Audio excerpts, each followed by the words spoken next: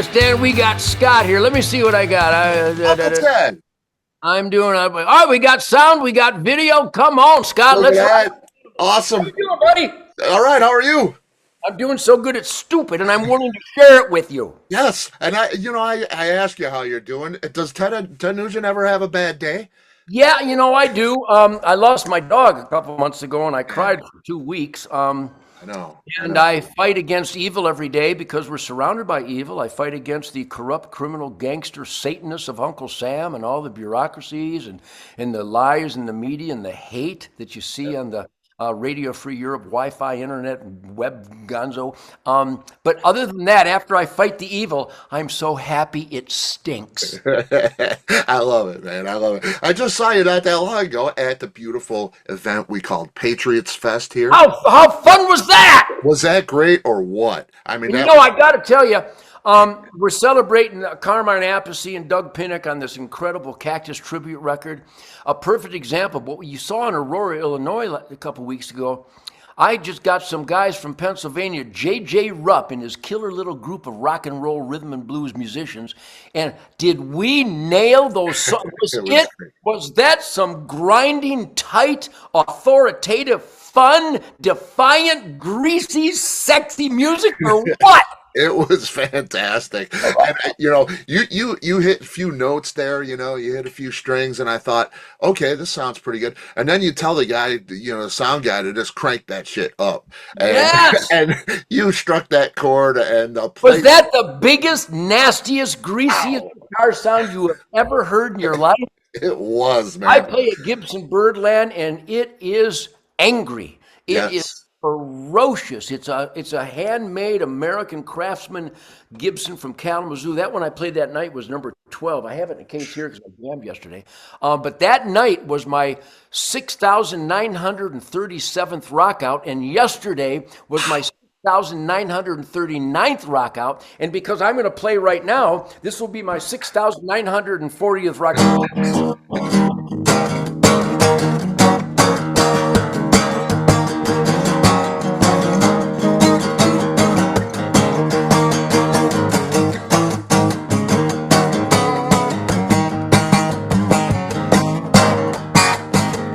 Anyhow, 6,940. Yes. Woo! Hey, let's see that guitar. That is beautiful. How about that? Is that beautiful? You feel the love? Look at that. That's you feel the love. I love it, man. This guitar, by the way, we raise money for children's charities and military charities. And one of my guys just calculated, I've raised, just by signing my stupid, greasy signature. This is amazing. Just by signing my name, we're over $30 million. $30 million. Look at that. Charities just signing hats and flags. I've signed so many flags, I would be a flagger. Hats, flags, antlers, skulls, bows, arrows, bullets, motorcycles, guitars. Yes, like that, exactly.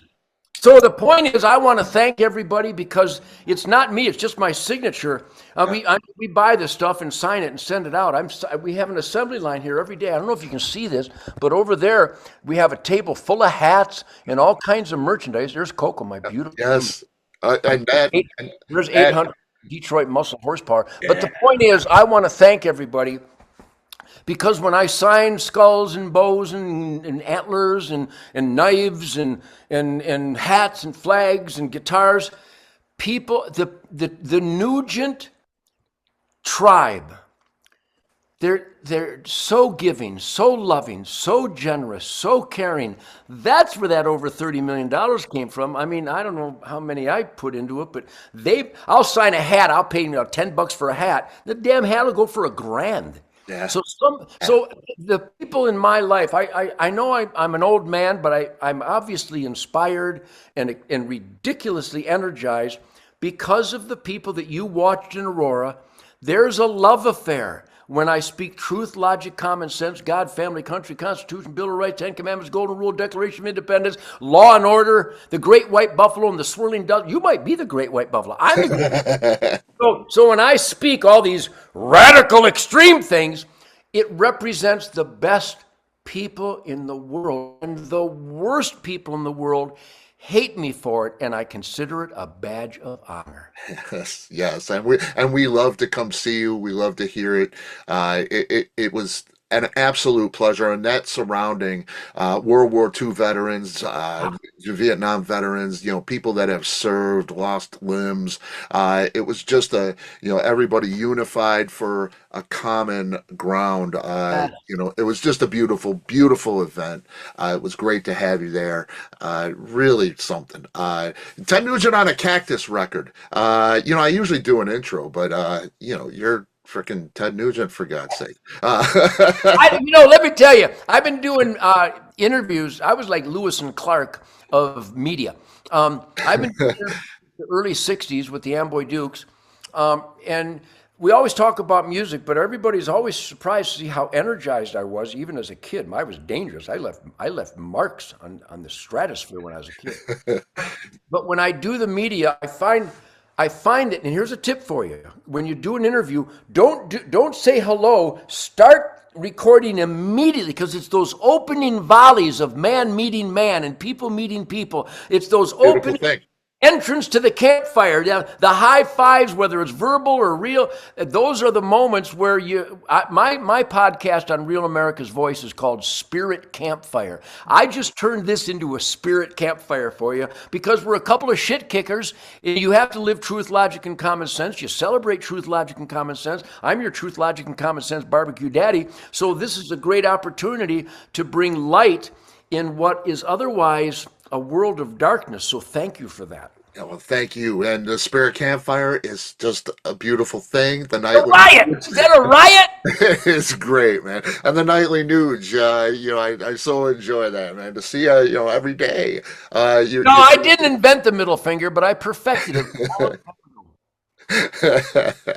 Well, how cool is it to be on a Cactus record? Here's a funny thing.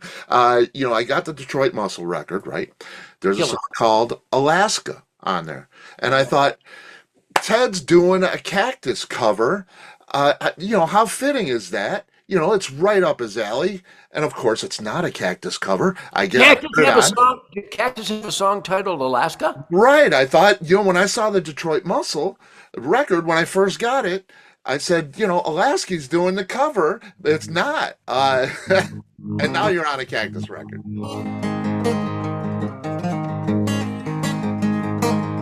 Oh, Alaska, what are they doing to you? What are they trying to prove? It's all the same, and it's all a game. What a great lick. But anyhow, you talk about Cactus, stop and think. What makes more sense, since Cactus was the confluence of the indescribable grind master rhythm gods of Tim Bogart and Carmine Appice from Vanilla Fudge, who I opened up with. My Amboy Dukes opened up for Vanilla Fudge at the Toledo Sports Arena in 1967. I immediately saw their first hit single was "You Keep Me Hanging On" by the Supremes. I was engulfed by the soulfulness of the Motown Funk Brothers and the Motown master rhythm and blues pop gods. And of course, Chuck Berry, Bo Diddley, Little Richard, all the black authoritative monsters of emotional, soulful, defiant, irreverent, intense, high energy, tight, authoritative music. So then, when Tim and Carmine, who were the masters of rhythm outrage, everybody revered these guys. And then they hooked up with my Motown blood brothers, Jim McCarty from Mitch Ryder, who I'm on record right now. Jim McCarty, the greatest guitar player that ever lived. And then with my singer from Amboy Dukes, Rusty Day, who unfortunately turned into a dirt bag, and he had a real horrible life. He was machine gunned to death by the drug cartel, and they killed his son. They killed his son's friend because he was so high all the time that he lost perspective of decency. That's a different story, but he was an unbelievable, soulful artist, harmonica god. And here's the lick. I'm on the Cactus tribute with the incredible Doug Pinnick and Carmine Appice, because once again, Carmine knows that if you want 2024 Motown fire, Hello. And Yes. if and he knows that I was so influenced by everything Jim McCarty does, especially with Cactus. And everybody listening to us right now, listen to the Cactus song Parchment Farm. And I know I got Wang Dang, Sweet Poontang, Motor City Madhouse. We got Hot for Teacher. Got a lot of high energy songs out there. Nothing in the history of music comes close to Cactus and the firestorm of Parchment Farm. It's a scary high energy piece of music. It is. People have to learn Parchment Farm. It established a high bar of musicality and authoritative grind that that's a long time ago. I don't think it's been matched. I don't think anybody's done it like that. It's crazy, and it's the first song on the record too. It's It's like, outrageous. ah! It makes my truck go fast. It's, wow. You dropped the needle on that bad boy, and we're off. Yeah, brutal, brutal. Now, how'd you come to do? You do One Way or Another, another great song. How'd that come about? How'd you do that song? Did Carmine pick that for you, or did you choose it? Well, Carmine and I have kept in touch all these years, all the way since 1967. I really It's awesome. revere guys with that work ethic that put their heart and soul into musical adventure and musical integrity. And Doug Pinnick with King's X, he's also got a reputation of heart and soul, and an opportunity to play with either of them. I would jump on, obviously. But when Carmine was putting a tribute album for Cactus, he knew that I was a huge believer in the band and a huge celebrator of what Carmine, Tim, Rusty, and Jim did. I keep in touch with Jim McCarty. He's my hero. He's in Detroit right now. And Johnny Benagic, the original drummer from Mitch Ryder. These guys are gods of music. Gods of music. So Carmine got a hold of me, and even before the seed of thought for the Cactus tribute album was over a couple years ago, I believe. And he said, "Hey, Ted, I'm going to be doing a tribute album to Cactus, man. I want you to be on it. Would you do it?" And I said, "Try to stop me. I'll track you down. I'll come in, and whoever you got on guitar, I'll kick his ass, and I'll play it." So, yeah, there's a love affair for killer, soulful, American rhythm and blues rock and roll. So it's a match made in heaven that, like everything in my life, and you saw it on stage in Aurora, no matter when you've seen me, all my music is pure, raw, instinctual. I call it the spirit wild. Chuck Berry, Bo Diddley, Little Richard, James Brown, Wilson Pickett, Sam and Dave, Motown Funk Brothers, all these masters that invented the most emotional, powerful, I use the word authoritative music. They inspired all the best music you love, I promise, and all the great musicians from Carmine and Doug, and even how about Dee Snider on the song "Evil"? Did you know Dee could sing like that? That was awesome. It was pretty cool. This whole record, it's really crazy. And a great friend of mine, Britt Lightning, from the band Vixen, she's a great player. And I know she loves your music because when they do a headline show, they break out Stranglehold. Everybody does. Everybody wants to play Stranglehold. Toby Keith plays Stranglehold every night. Every guitar player, I'll never forget. Here's a funny story because it's so stupid. Because Eddie Vedder, I don't know much about him, but his guitar player, I forget his name. There's a video on YouTube of them getting ready for a concert, doing a sound check, and their guitar player, who ended up playing a tribute with Wayne Kramer for the MC5. What's the guitar player for? What's the name of Eddie Vedder's band? Stone Gossard, Pearl Jam. Soundgarden. Pearl Jam. Pearl Jam, yeah. But their guitar player started a Stranglehold lick, and Eddie Vedder went, "Don't ever play that asshole's music. If you ever play a Ted Nugent lick again, I'll fire." Well, that's very kind of you. Very, very, very positive, very loving, very inclusive. That's almost DEI. But anyhow, so every guitar player, I'm not bragging. Yeah, maybe I am. Every guitar player wants to play the Stranglehold lick because it's so raw. I mean, it's all about knowing a martial arts Zen oneness with your guitar, and it has a life of its own. That whole groove.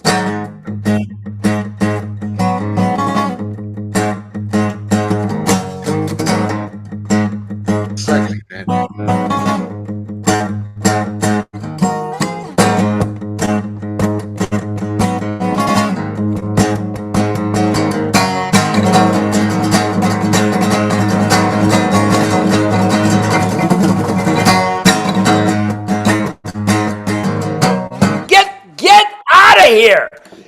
not the most fun guitar lick ever? Did you know it when you wrote it? Did you No, say? I don't write music. I have a man cave cuckoo's nest arsenal of democracy with guns and bows and arrows and my dogs and my horsepower, and I load ammo and I unload ammo. I got my machine guns. I shoot my bow and arrow every day. I train with my firearms. There's a martial arts to the marksmanship and the archery in my life that is equal on the instrumental part of my life. So when I do the things, I run a trap line and I catch varmints and I save songbird eggs and save small game by trapping the fur bears and the varmints. And I'm a hands-on conservationist. So when I get in from that timeless, historical, grounded, down-to-earth spirituality, once I grab my guitar, it's down to earth and grounded, but it's a little bit more physical than spiritual. But it is spiritual too. It's the physics of spirituality. So all these songs that I've created, I sit down, I got an amp, and I'm tweaking it, and licks happen. And I'll tell you the story on Stranglehold. The Amboy Dukes played at the Grandy Ballroom. It was the Rationals, unbelievable band, the Rationals. Holy Rationals. Brownsville Station and MC5. And I was invited by a guy named Steve Booker, a historical, revered drummer from Detroit, and a young bass player named John Souter, who ended up being on my Weekend Warriors and my State of Shock record. Mm-hmm. And we got up on stage, and I had a Gibson Birdland I plugged into the amp, and we're just going to jam. It's at a church after the concert, about 12:30 in the morning. And written in a church. And I said, let's get a groove. And I went,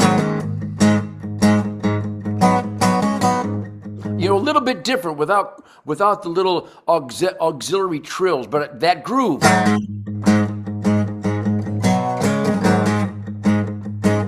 Beautiful.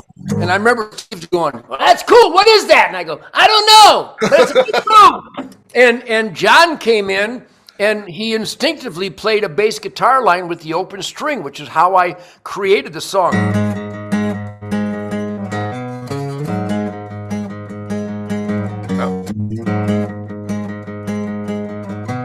It's got the accents, but it's got a kind of a droning pedal tone undertone to it. And I remember when we were playing it, I don't know what I sang that night. I just made up the lyrics like I always do. And I went into leads, and I'd shout out a chord change, and we'd do a chord change and make the song move. And when I got done with that, I went, that's a motherfucker. I got to remember that groove. So we kept playing it with the Amboy Dukes off and on. We'd use it as an encore jam. And eventually, when I did my solo album in '74 and I dropped the name Amboy Dukes, I thought that was the greatest song in the world. But here's a funny story.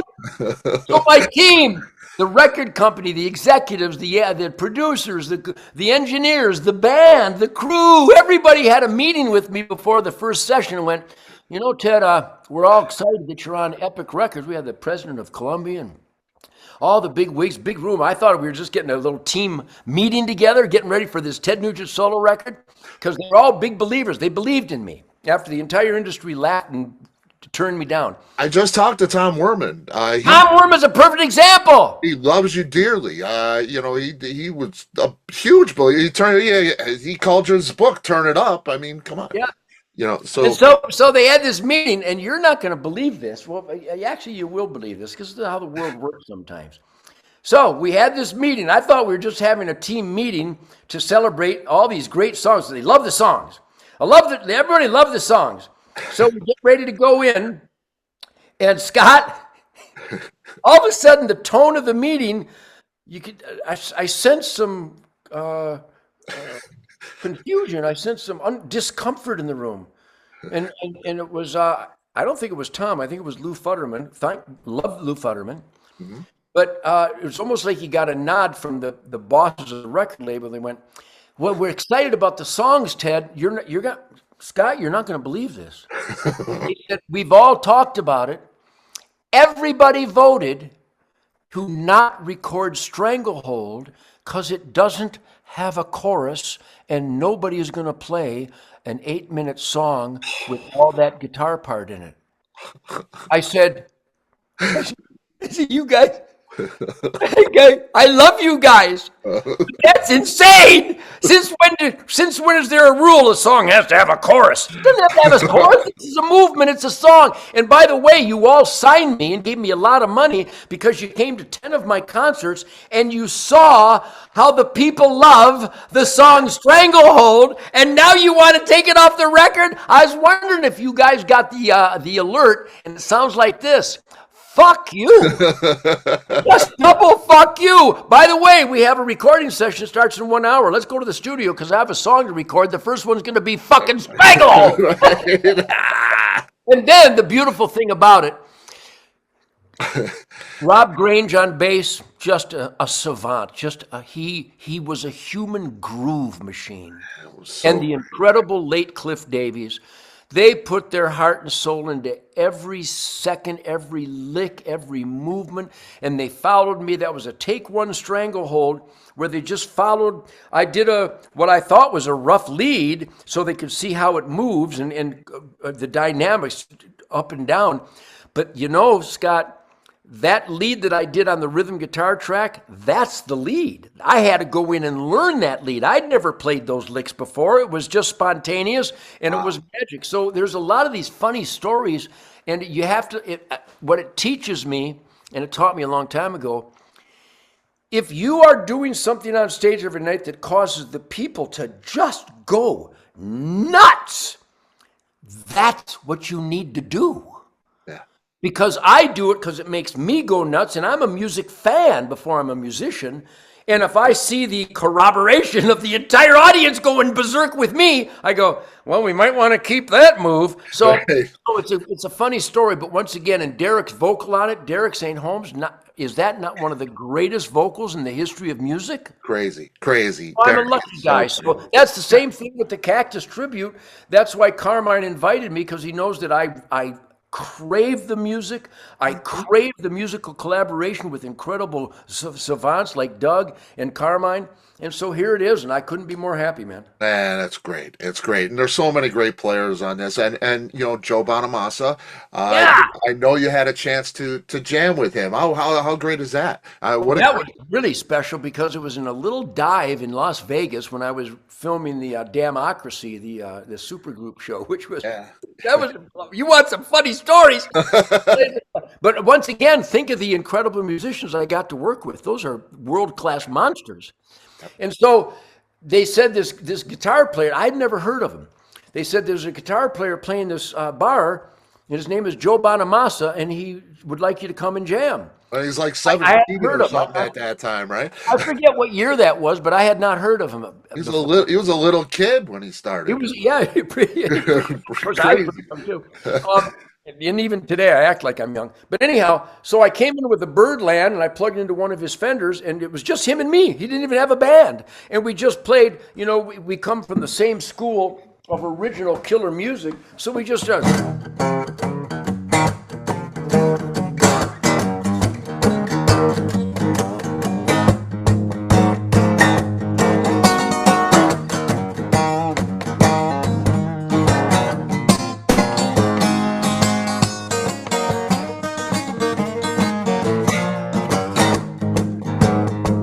we just started jamming old boogie woogie and honky tonk, and I could tell right away. You can tell right away if the guy is schooled and inspired by the original electric guitar gods, the Chuck Berrys, the Bo Diddley, the Howlin' Wolf, the Muddy Waters, the B.B. King, the Albert King, the Freddie King, and I could tell right away this guy.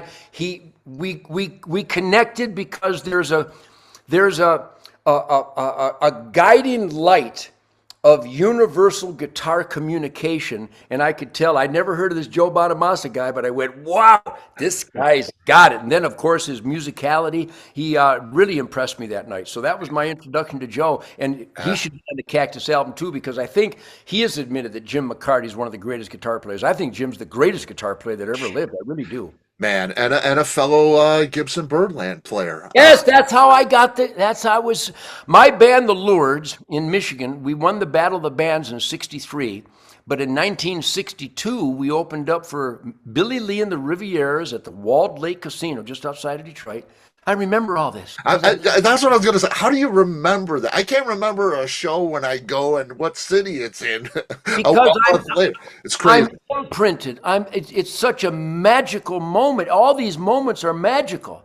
And so it was Johnny Benegic on Ludwig drums, Mitch Ryder on an Electro Voice 664 microphone, Joe Kubrick on an ES335 Gibson Cherry through a Fender Twin, and no, a Fender Pro amp, and Earl Elliott on Rickenbacker bass through an Ampeg B18, and this long, tall, lanky son of a bitch, Jim McCarty, playing a Gibson Birdland through a Fender Twin amp. Do I really have to say any more? That made me go, wow, how's he doing that? Because, and again, Now, I didn't have my Birdland here. I just got in from a jam session, but now, Ted, what were you playing? What were you playing at that time? I What? was playing a Fender Duosonic, a little cheap Fender two pickup white Duosonic through a Fender 1963 Bassman amplifier. But when I saw Jim McCarty go,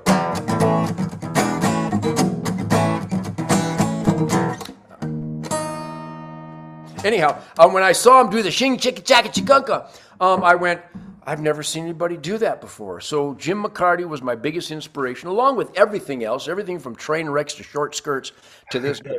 And German shepherds that retrieve mallards. So when I saw Jim getting those tones out of a Birdland, because it's a jazz guitar, nobody ever thought you use a Gibson Birdland for rock and roll hard edge stuff. So Right. I've been a Gibson Birdland maniac since that day, and to this day I have quite a flock of them. In fact, they're in the other room right now breeding. So that was my inspiration. But then Jim McCarty then went, when they changed their name to Mitch Ryder and the Detroit Wheels. Oh, the other band that we opened up for that night at Wall Lake Casino in 63, 62 was a new band from Detroit called Martha and the Vandellas. Wow. So I have been in the belly of the beast my whole life. And so then he went to a Gretsch Country Gentleman because George Harrison and everybody else, all the English guys, were playing a Gretsch Country Gentleman. But it was the Gibson Birdland that really ripped me a new one. And to this day, I'm still finding noises and sounds and feedbacks and colors and textures and voices on a Gibson Birdland through these experimental amps I'm always playing with. So that inspiration all the way back, that's like almost 65 years ago. It's still alive and well today. How lucky am I? Are you That's kidding? so cool. So cool. I don't think I've ever seen you even holding anything else. I do play during the whole damn Yankees. I played PRSs, Paul Reed Smith. Oh, yeah, yeah. I Yeah. did that, and I do have a 58 and a 59 Les Paul and a hollow body Les Paul Gibson made for me, and then my U.S. flag Les Paul. So on stage, I play the Birdland for, I'd say, 9 out of 14 songs, maybe even 10 out of 14. Then I play the Paul Reed Smith for Little Miss Dangerous and Fred Bear, and then I play the Les Paul for maybe Queen of the Forest and Good Friends and a Bottle of Wine, maybe Paralyzed, but mostly the Gibson Birdland because it's a force to reckon with. It'll eat your face if you don't control it right.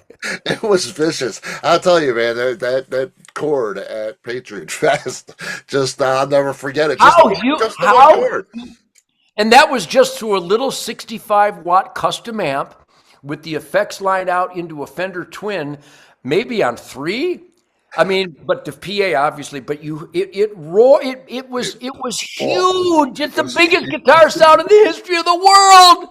It was huge. It was crazy. My daughter looked at you. She was with me, and she loves you. So she knew the song. She knows what you do, and he asked to turn it up, and you struck that chord, and she looked over at me. I said, "Yeah, it's on, man. That's it."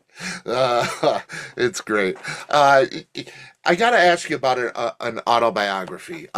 You've written books, you've written cookbooks, for Christ's sake. You got many books, politics, things like that. We don't have a book about, you remember everything. Yeah, it's beautiful. You remember everything.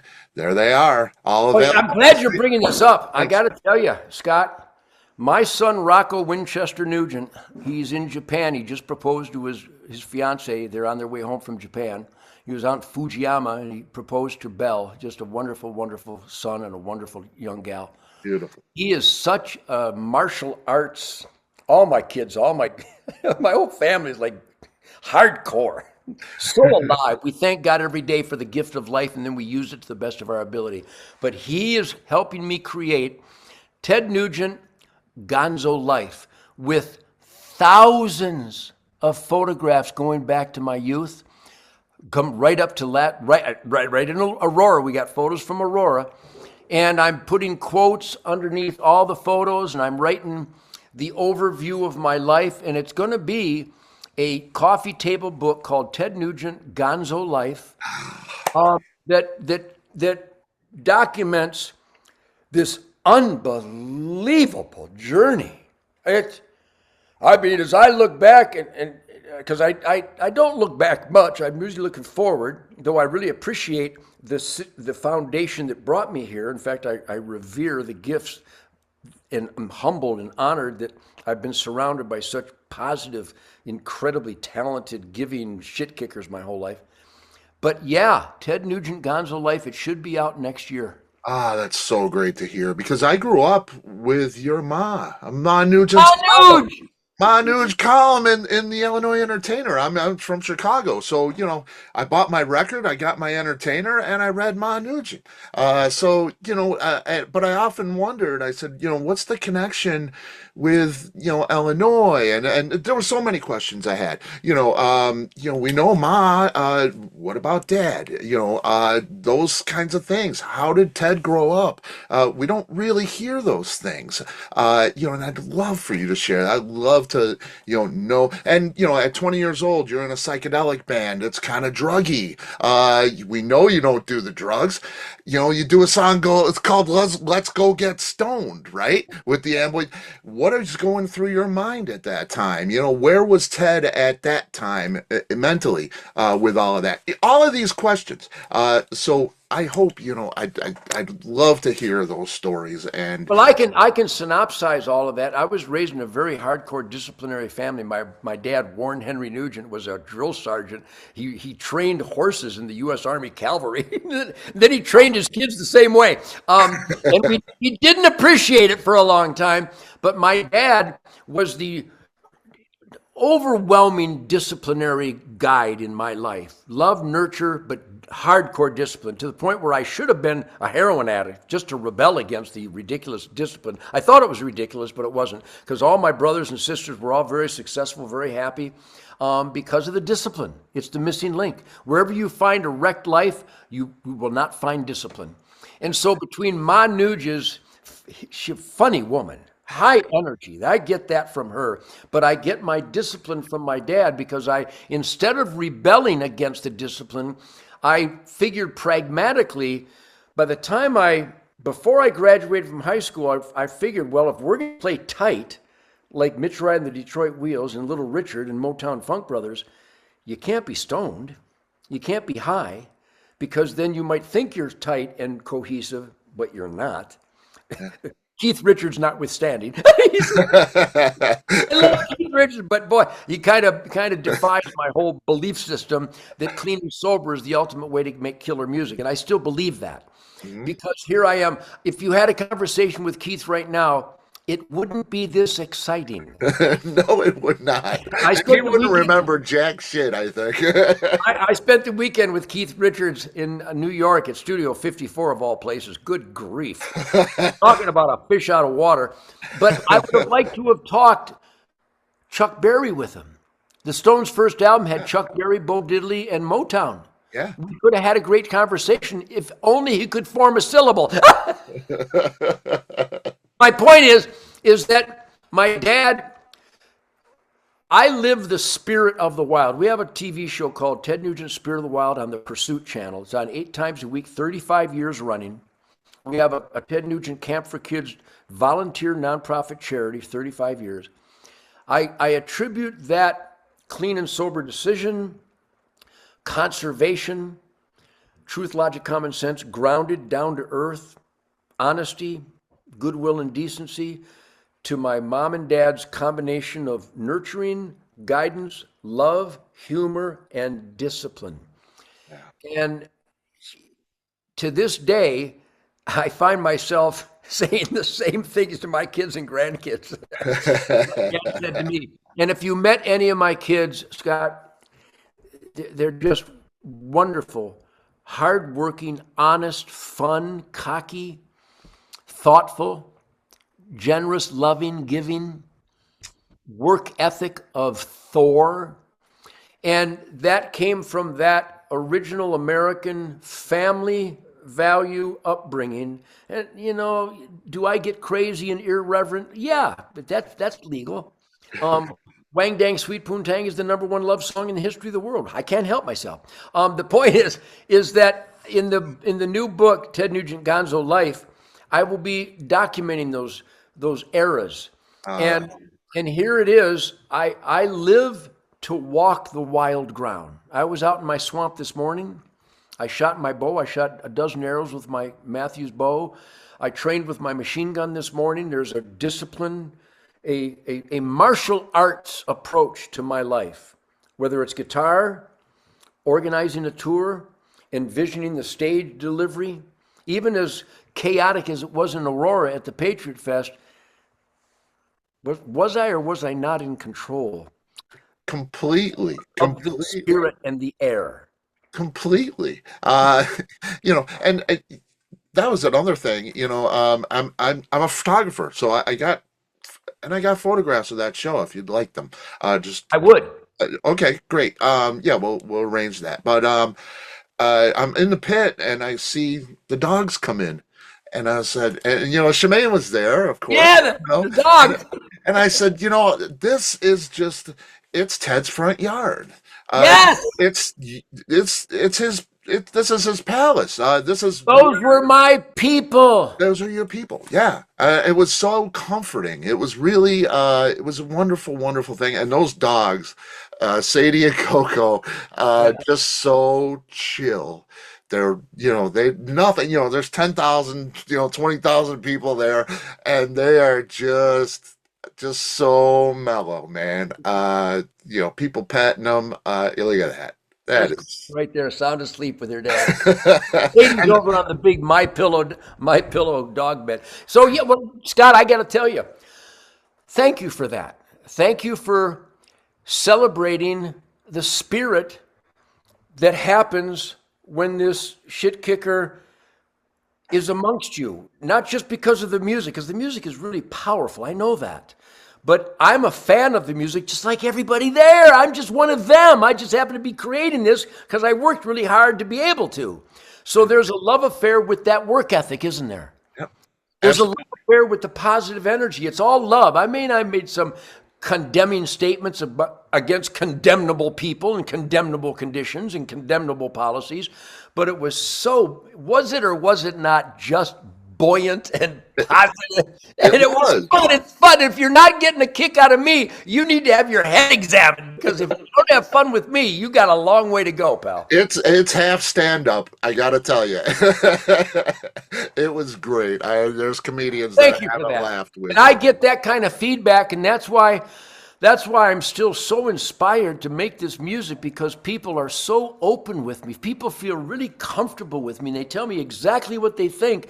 And when you say things like that yeah, there is a hominess. In the Motor City Madman, whatever. But I got my dogs and my wife and my kids. Yeah, it was. And I'm talking to people as if we're around a campfire. There's a shit kicker thing going. In fact, we have a new hat. Where's my?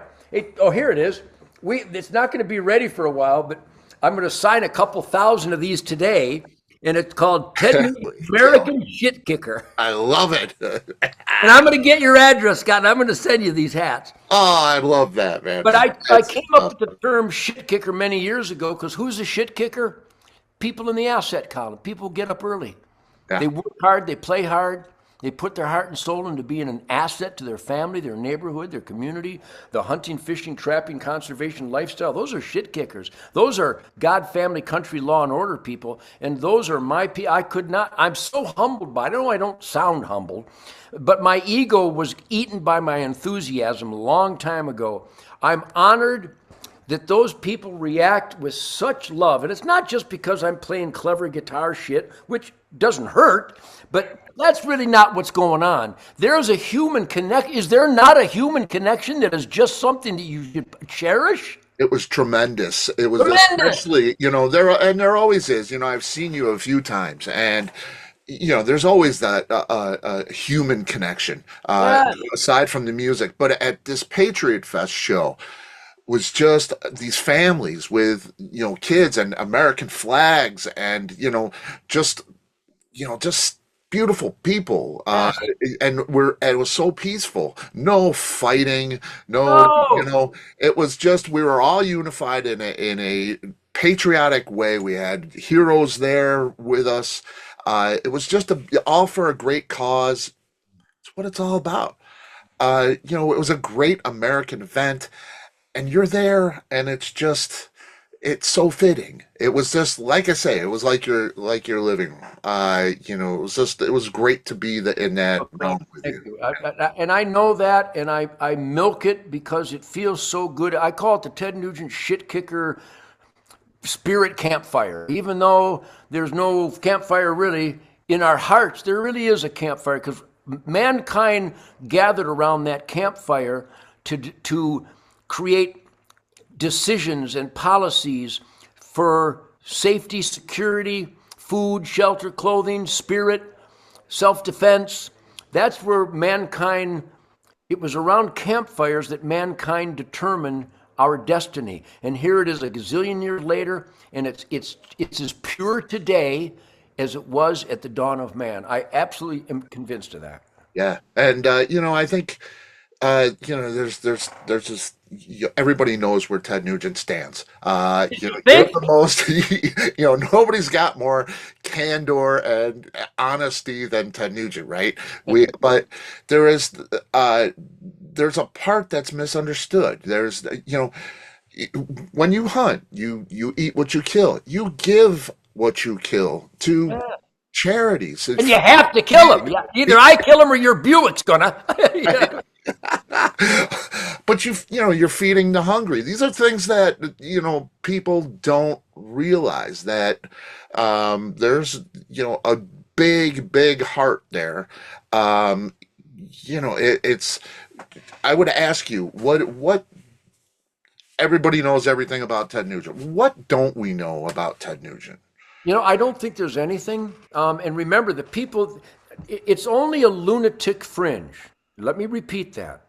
It's only a lunatic fringe that falsely accuses me of things, well, murders innocent animals. You have to harvest the surplus to make room for next year's production. Why that isn't taught in schools, I don't know. But everywhere I go, Scott, people from every imaginable walk of life know that my hunting, fishing, and trapping is the ultimate environmental benefit. Our air, soil, and water quality doesn't come from downtown.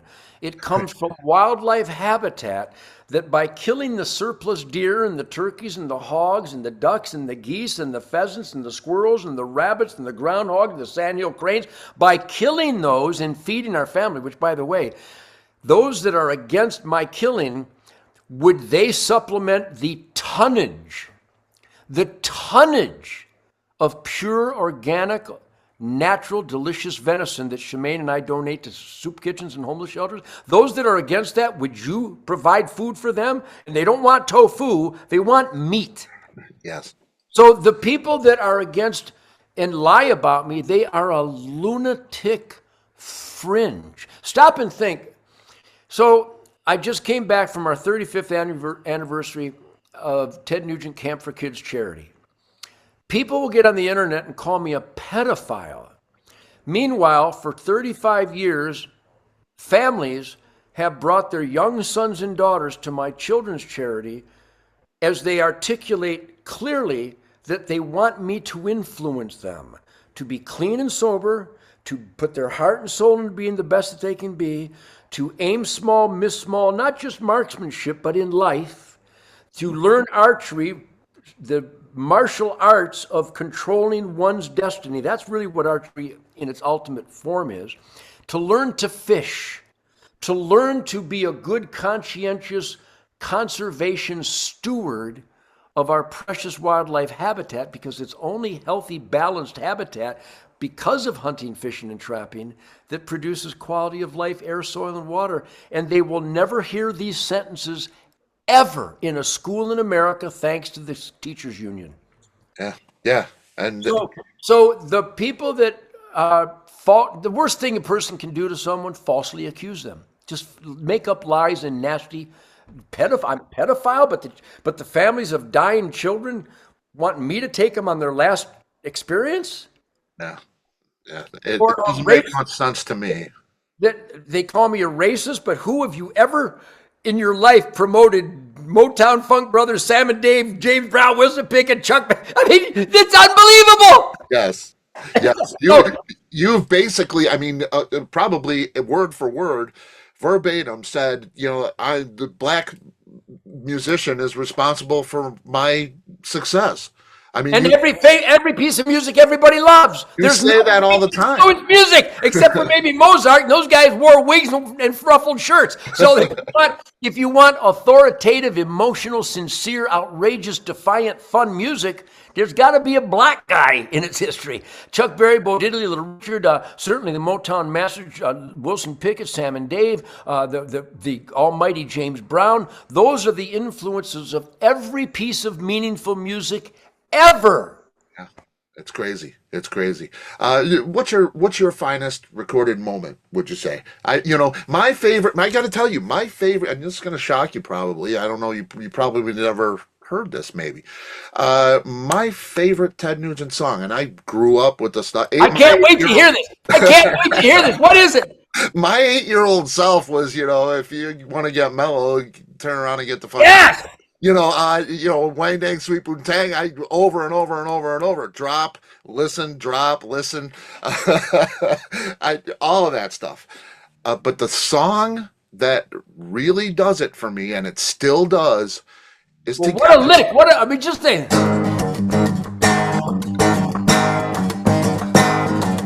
Wang, dang, sweet boom, dang.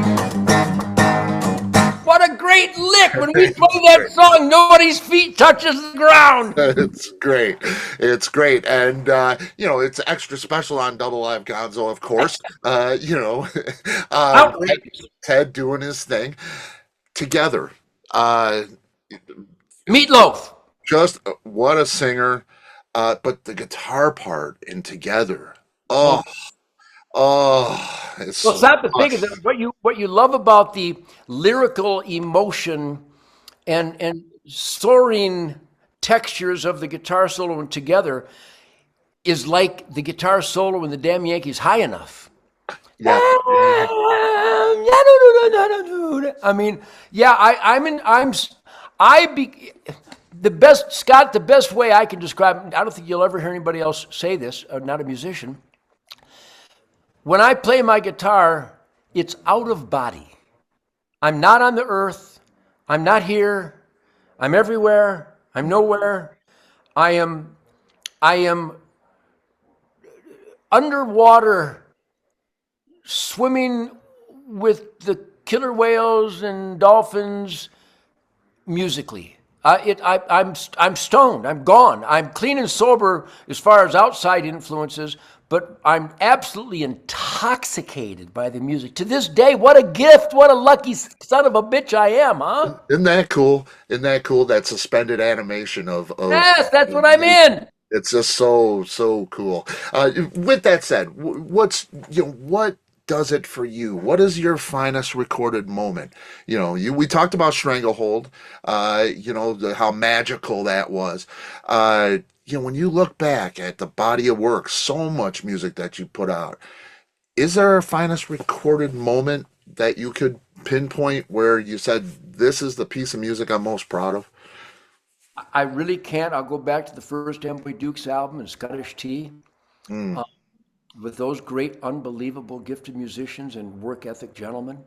And then the Migration song, Loaded for Bear, Living in the Woods, Tooth, Fang, and Claw, the song Crave, A Simple Life I Will Not Have, It Doesn't Satisfy Me, I Don't Believe in the Status Quo, It Kind of Leaves Me Weak, A Mountain High Is What I Climb, I Swim a River Deep, and If You Want the Time of Your Life, Try to Keep Up with Me.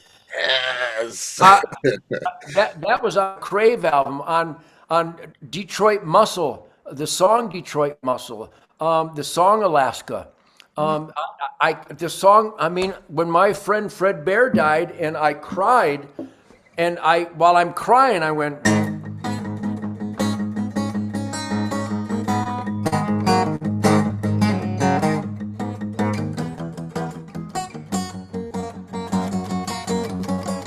and how Gunnar Ross on drums, God rest his soul, and Michael Lutz on bass guitar, they didn't know who Fred Bear was, but I was such an emotional force that they immediately understood my love and heartbreak of losing my friend. And you listen to the original take one. I played it for the guys and cried. I just cried. I said, got to meet me in the studio. Something's happening. But even as much as I celebrate the emotional upheaval and mountaintop glory hallelujah of the Fred Bear song, in its own way, that's what happened when I recorded Free For All. I mean, Terminus El Dorado, the song Hibernation on Double Live, you got to be kidding me. But Derek and Cliff and Rob performed on my songs. There's so many, the damn Yankee stuff, Don't Tread, Coming of Age, High Enough. No, I can't pinpoint one. In fact, when I put my set list together to play at night, it's brutal. Yeah. No. I'd have to play for 17 hours to play my Ted Nugent songs. So, but the Cat Scratch embodies the groove and the fun factor. Stranglehold embodies the rhythmical, defiant, standing up for what you believe in, sensuality. So I always play Cat Scratch and Stranglehold. I always play Gonzo. I always play Free For All. I always play Dog Eat Dog. Not always. I always play Great White Buffalo. How about Great White Buffalo? What the hell kind of song is that? It's great. It's outrageous. So It is. no, I can't pinpoint one because that would be like choosing my favorite kid. I can't do it. Yeah. I would imagine. You ever think about, I hear you playing, and I consider you one of the best guitar players I've ever heard. Thank you. Um, So do I. Seriously, and when I see lists and things, and I see Hendrix, and I see Eddie Van Halen, and I see all the guys, I'm thinking, where is Ted Nugent? Like, listen to his songs, listen to Well, the Scott, let's examine that. instrumental. Let's examine that for a minute, shall we? Let's talk about guitar players list. Where an interviewer a couple years ago said, "Well, Ted, have you seen the Rolling Stone guitar player list?" I said, "No, I haven't seen that." He said, "Well, Joan Jett's on there, but you're not." And I went, "That pretty much says all you need to know right there." And I said, my response, Scott, I said, "I love Joan." I Yes, said, "I love Joan Jett. I, She's real McCoy. If you want a shit kicker garage band, especially by a lesbian, that's the ultimate." I said I love Joan Jett, and then around the world, everybody said Nugent spews hate for Joan Jett. why would they say that? I don't know why. It's just nuts. How about this? And then when I recommended to the interviewer who should be on there, I never mentioned me. I said Derek St. Holmes should be on there. Jim McCarty should be on there. Dave Amato should be on there. Ricky Medlock should be on there. Mark Farner should be on there. Dick Wagner should be on there. Rick Emmett of Triumph should be. I mentioned all these unbelievable guitarists. I never even mentioned me, and everybody go, Nugent's ego. He just thinks it's all about him. I never even fucking mentioned me. And how about this? So when they do an Axis TV of the top bands of the 70s, I was the number one grossing band in the world, 77, 78, and 79. They've never even mentioned that I exist. And then these are not sour grapes. That means absolutely nothing to me personally, but it's dishonest. It is curious. It is. I am curious as And to then why when they that do a would happen. review of the incredible Meatloaf, they mention his career, but not where it started on the Free For All album. Are you fucking kidding? And then Howard Stern will go, Nugent was jealous of Eddie Van Halen. He was pissed off and he tried to turn the PA down. Just the opposite. I've raved about Eddie Van Halen. He and I jammed together, and when he got out of rehab, I was the first person he called to thank me for pushing him to get clean and sober. But so my point is because I believe in God, family, country. I believe in self-defense. I believe in all the perfect things. I believe in conservation. I believe venison is a better diet than anything from the FDA or USDA. The left hates me because they're helpless to debate me. And so they try to hurt me. But you know what? You see the smile on my face? It doesn't hurt me. It's like what they're doing to Donald Trump. It doesn't hurt him. The world sees that they're liars, that they're making up felonies that never existed before for anyone else, because Uncle Sam is so evil and Joe Biden is such a devil snake that he's trying to destroy democracy by not letting us choose who we want. And they're going to try to put him in jail and demonize him with the lying, hateful, treasonous power of the media, big tech, Hollywood, academia, and the government. They hate freedom, and Donald Trump spotlights cockroaches that abuses power just like I do. So they want to pretend that I'm a homophobe, a racist, a pedophile, a draft dodger. Lies, lies, lies. I couldn't be more proud. Here's the problem. I'm Schindler, and the Nazis hate my list. Yes, yeah, authentic is one thing that Ted Nugent definitely is. You always get the real deal. But back to your playing and how great you play. Did you ever consider an instrumental record? My wife Shemaine recommends that I do, because I've got all these wonderful passages that I'm down here in the barn. She'll stick her head and go, "What is that? That's beautiful." I actually have gotten a bunch of instrumentals. One's called Butterfingers because I'm all over the damn fretboard. And one is called Milky Way. I don't eat candy bar thing. I don't eat candy bars, but something about the smoothness. I don't know if I can even replicate it on the. There goes my toothpick. I don't know if I can replicate it on an acoustic guitar, but little things like.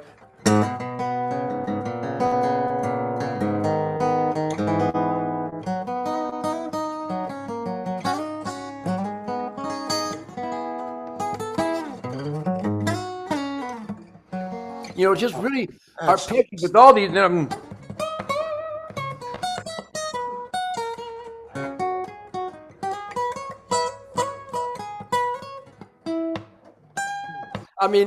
with with the Birdland, it'll make you cry. It's so beautiful. Yes, and yeah. Are you considering that? Considering? Well, I don't know about a whole album of instrumentals, but I certainly could. I've got all these licks. These outrageous. Yeah, you could. Everything from grinding, scary, grunting rhythm slams to the Milky Way, real smooth. And with the Gibson Birdland, you get that real creamy, that thum. I wish I had one of them plugged in, but I just got back from a jam session. Anyhow, yes, it's something I'm considering, and I'm not giving up. And just like everybody goes, "I thought you retired." No, I have not retired. I'm doing a bunch of gigs. I just don't want to leave home. The dogs cry when I leave. Mrs. Nugent is upset, so I will do gigs. We're doing this Pennsylvania State Fair, July 28th. We're doing the Bikers Rally in Maryland on September 13th. We're doing the unveiling of the Fred Bear statue in Grayling on September 7th. We're going to do a bunch of Ted Nugent shit kicker speakeasies around and just unleash fury. I did about 6 of them in Texas the last couple of months. It was the greatest musical moments of my life, because it's almost like the Amboy Dukes 1965. We throw our amps and drums in the back of the station wagon, go to a gig, plug in, and unleash fury. So I'm not going to go on tours, but I'm still going to do gigs. Nobody can stop me. I love it. I love it. Yeah, I can't ever imagine the world with a retired Ted Nugent. That's and like even the Patriot Fest. Let's talk about that. We didn't have any rehearsals, but these musicians love my songs. All musicians want to play the cat scratch lick. It's a great grinding musical thing, and Stranglehold is a huge grinding musical thing. So J.J. Rupp and his band, They nailed it. They did awesome. Just like Godsmack, when we played for the Marine Corps out in Camp Pendleton, they played Cat Scratch and Stranglehold. They nailed it. So there will be a bunch of that kind of stuff. And it's the real McCoy, man. It's as authentic as a full-time band. It's great, man. It's great. Is there anything in your life? you're living your dream. You go Yeah. after what you want. You've had unbelievable adventures in your life. Is there something that you've always wanted to do and haven't yet? Not really, but I see the attack on America by our government. I want to crush them. I want to expose them. I want to reverse their cultural suicide toilet flush. Our government is pure evil. The FBI used to be law enforcement, now they're a criminal gang. Why would there be an ATF? What does alcohol, tobacco, and firearms have to do with anything? What? I got my gun rights from God. Why would there be an agency? And tobacco, it's a farm crop, and alcohol is a beverage. Why would there be an agency? Why isn't it alcohol, tobacco, firearms, and pantyhose? I mean, none of that stuff has anything to do with it. And the FDA, they're poisoning us. The Dr. Fauci's of the world are intentionally poisoning us so they can get rich from Monsanto and the big pharma. I mean, I could go on. You know it's true. Yeah. Unless you have your head so far up your ass that you have no idea what's going on, and that those chemtrails, that they're actually vapor trails from jets. I mean, you got to be, and that Michelle Obama is actually a woman, and that those are their daughters. Those aren't their daughters. Think of how cruel, how evil Barack Obama and his boyfriend Mike are, to actually cause those two girls to lie to the world that they're their daughters when they're not their daughters. Why? Why would you say that? Why? Because I know who the parents are, and it's all over the internet. And it's not like I believe on the internet, except that I know people have done forensic examination. Michelle Obama is Barack Obama's boyfriend from college. His name is Mike. You're serious? 100%. Michelle Obama is not a woman, and those are not their daughters. And I suppose the CIA might be knocking on my door, and I would wish them good fucking luck. Look, Scott. Yeah. Do a little bit of research. I'll start sending you stuff. I'll get your number from Linda. The evidence is overwhelming, and people go, "That's an outrageous conspiracy. Nugent's like a conspiracy nut." Yeah, right. And Dr. Fauci didn't have anything to do with getting rich from the deadly shot they claimed was a vaccine. Who could possibly be that fucking stupid? Yeah. Yeah, that whole thing was just wow. So that's that, my friend. I mean, you look. Wow. I have to take a look at that. That's it. That is. Yeah, right, you do. Anyhow, Scott, I got a bunch of stuff to do here, but I got to thank you. This has been a wonderful campfire. I appreciate you promoting Carmine's new Cactus record. It was an honor and a privilege to collaborate with the great Carmine and Doug. I think the music is powerful. I think people need to look into the history of Cactus. It was a Motown, Long Island, rhythm and blues, rock and roll outrage that I don't think will ever be matched between Tim Bogart, Carmine Appice, Jim McCarty, and Rusty Day. But Dee Snider did it, Doug Pinnick does it, and Carmine still got it, and I couldn't be more proud to be with those guys. Man, and it is great to hear you on a Cactus record, man. A long time coming for sure. Yes. Love you dearly. Thank you for everything. Thank you for my life as a kid and my musical upbringing.